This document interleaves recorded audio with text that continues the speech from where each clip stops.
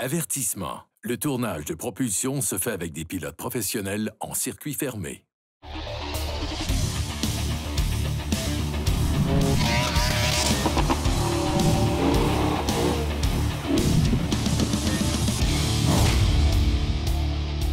Cette semaine, à Propulsion, les trois grands se rencontrent. On met à l'épreuve la gamme 2500 avec des tests des plus rigoureux.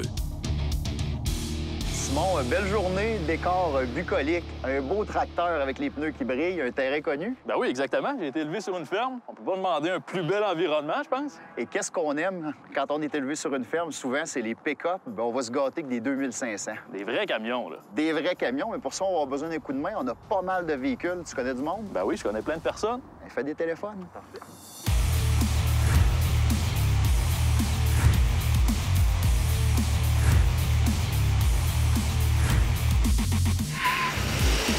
Là, présentement, le camion que je conduis, Chevrolet Silverado 2500 avec le moteur 6 litres. Moteur V8 à 360 forces, 390 pieds de couple. Quand même, c'est pas rien. Par contre, dans les camions qu'on a aujourd'hui, c'est sûr que c'est le RAM qui est grand gagnant au niveau de la puissance. Carl est peut-être avantagé un petit peu tout à l'heure quand on va faire les tests d'accélération. J'ai hâte de voir ce que ça va en donner. Qu'est-ce qu'il faut savoir, c'est que j'ai quand même pas mal de poids. OK, j'ai une remorque qui pèse 8000 livres en arrière.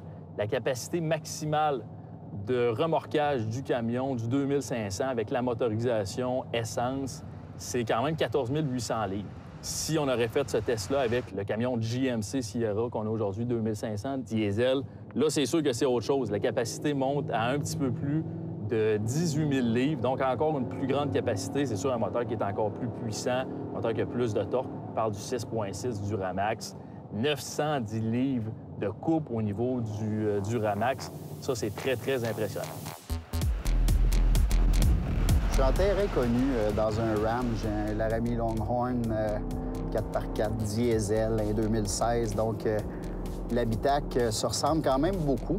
Dans le 2500, c'est certain qu'on va perdre énormément en confort et c'est normal. Un 2500, c'est vraiment un camion de travail beaucoup plus qu'un 1500, qui est plus un camion de tous les jours et qui peut, oui, nous dépanner. Dans ce cas-là, on a en option, au lieu du EMI 5,7 litres, on a un moteur 6,4 litres EMI. Donc, beaucoup de puissance. On parle de 410 chevaux et 429 livres de couple, ce qui est amplement suffisant quand on est à l'âge, pas de remorque, pour faire un 0 à 100 en 8 secondes, ce qui, pour un pick-up pleine grandeur comme ça, une machine autour de 7000 livres, est vraiment impressionnant comme accélération.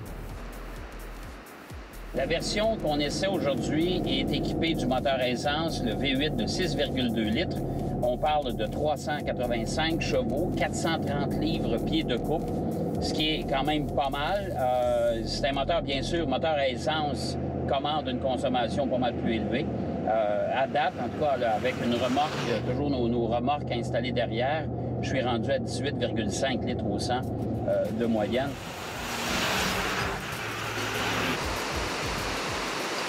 On a roulé avec le véhicule sur la route, évidemment, pour se familiariser avec le camion, avec la charge aussi qu'on a en arrière. C'est important de mentionner, tout le monde a exactement la même remorque avec les espèces de grosses balles de foin dessus. Alors, on a exactement le même poids, tout le monde. On est balancé pareil. Alors là, deuxième exercice, on va faire un 0-100. On s'entend que c'est pas un exercice de haute performance comme les voitures exotiques, là, mais on fait un 0-100 pour mesurer la capacité du camion, justement, à remorquer, pour nous donner un aperçu pour les reprises et les accélérations quand on en a besoin. Go, c'est parti. Gaz au fond, accélère fort. Très bonne accélération, 50 km/h, 70, 80, 90. 100 km, c'est fait.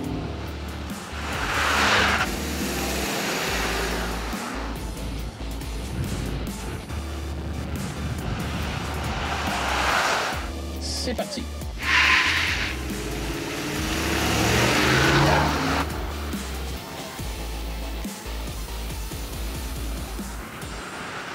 Bon, puis on fait le test de freinage, 80 km/h à 0 km/h. Au gros compte, je vais freiner le plus fort que possible. On va voir qu'est-ce que ça va donner. stabilise ma vitesse à 80 km/h. Et ici, on va freiner le plus fort possible. C'est fait. On freine le plus fort possible. Oh! Ça arrête fort quand même. On sent qu'on a une bonne charge en arrière. Là. Donc, j'attaque jusqu'à 80 km/h, ce qui est déjà une vitesse où est-ce qu'on est déséquilibré. Et on a mis le gain de frein, dans le fond, parce qu'on a un contrôleur de frein d'origine sur le véhicule. On l'a mis à 0 parce qu'un des véhicules n'a pas ça d'origine. Wow, on travaille un petit peu du volant.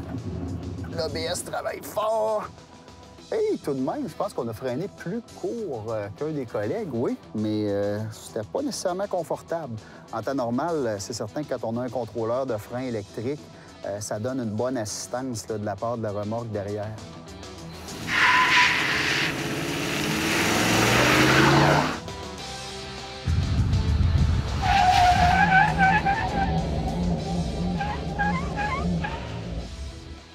Honnêtement, je suis impressionné. Excellent comportement du camion en situation d'urgence. Moi, je me sens vraiment en sécurité dans ce camion-là.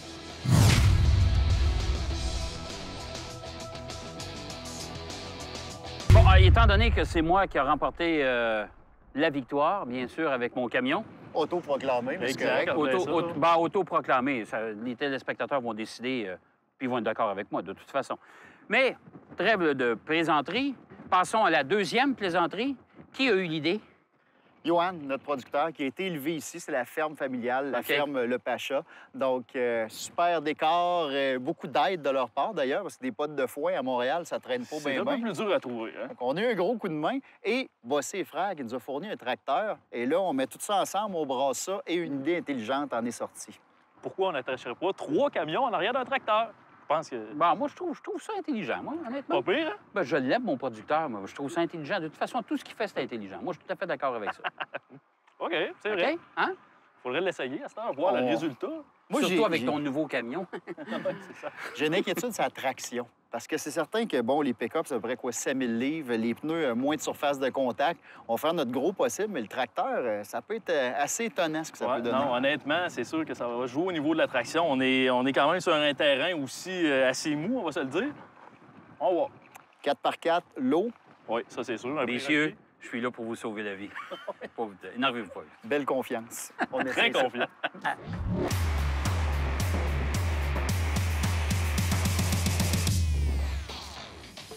On va combiner les forces. Simon est rendu avec son diesel. Donc, le couple du Duramax devrait nous donner un bon petit coup de main. Encore plus en confiance, par exemple, là, avec mon GM, avec mon Duramax cette fois-ci, et des vrais bons pneus. Bon, c'est le cas de le dire, c'est vraiment une idée de malade.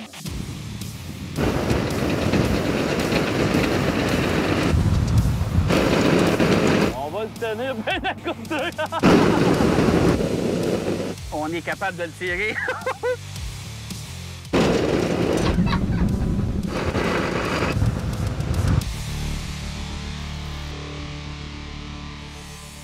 Ben, je suis surpris quand même, ça brasse un peu dans la machine, mais on a tout de même réussi. Là, on a réussi à le tirer, vous savez ça, hein? On a réussi à le tirer. C'est nous autres qui avons gagné, là.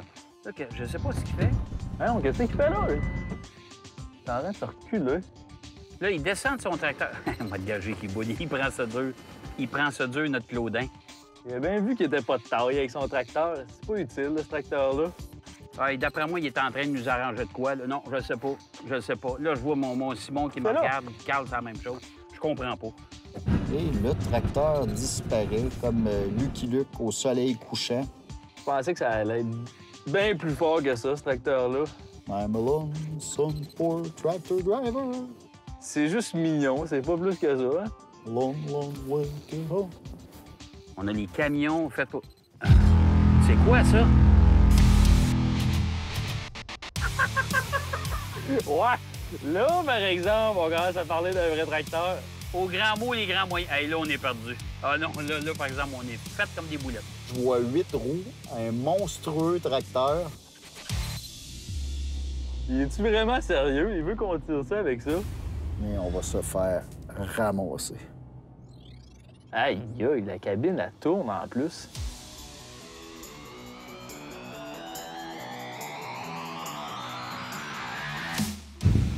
Bon, c'est parti. Ouais, on s'entend-tu pour dire qu'on oublie ça? Pas l'impression que je vais me rendre bien loin, c'est que... Ben non, ben, mettons ça.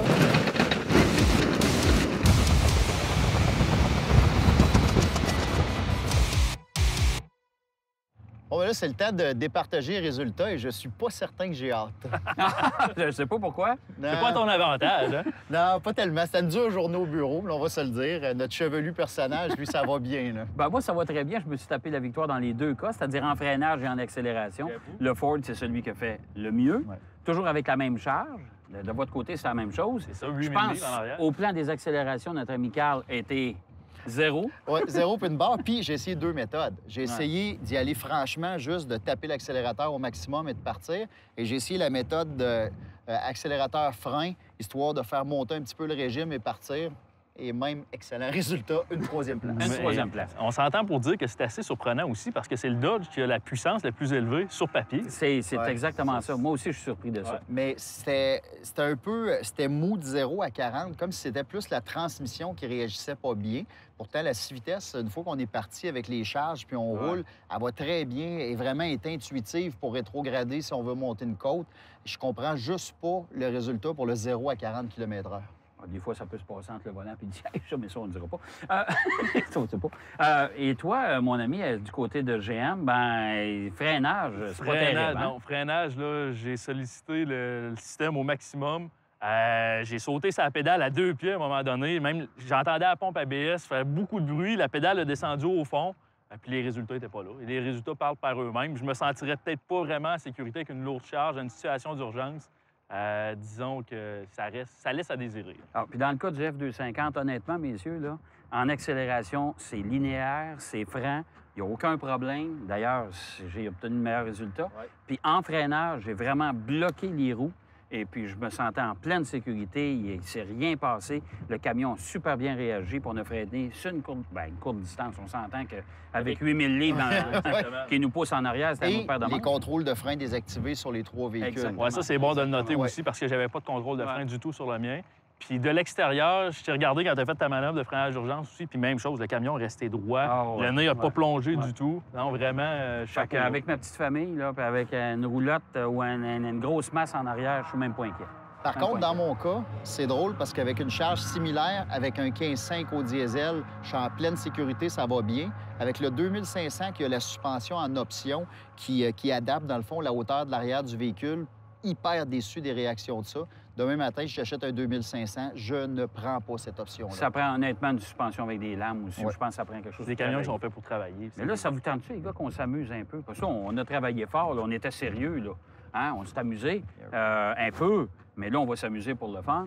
Et pour vrai, Ouais. là, on va mesurer les camions l'un contre l'autre. Là, je commence à avoir peur un peu. Je vous le dis, là. Je vous le dis, là. C'est quelque chose que ça fait longtemps que j'ai envie de faire. Fait que ça, Pas aujourd'hui, moi. ça se passe. Pas moi, non. Bon, ben moi, les enfants veulent jouer à celui qui fait le pipi le plus loin, donc on va Allons-y. suivre les enfants. Bon, là, c'est l'heure de vérité. Jacques était tout emballé de son Ford. On va voir s'il est même emballé. Côté tir, ça fait longtemps que j'ai envie de faire ça, pareil, d'essayer ça. Bon, là, c'est l'heure de vérité. Oh oui! Regardez-moi ça, ce beau petit Chevrolet-là, comme si rien n'était. Ah ouais, mon Jacques, travaille avec ton beau truck. Bon, on est rendu à la confrontation Dodge vs Chevrolet.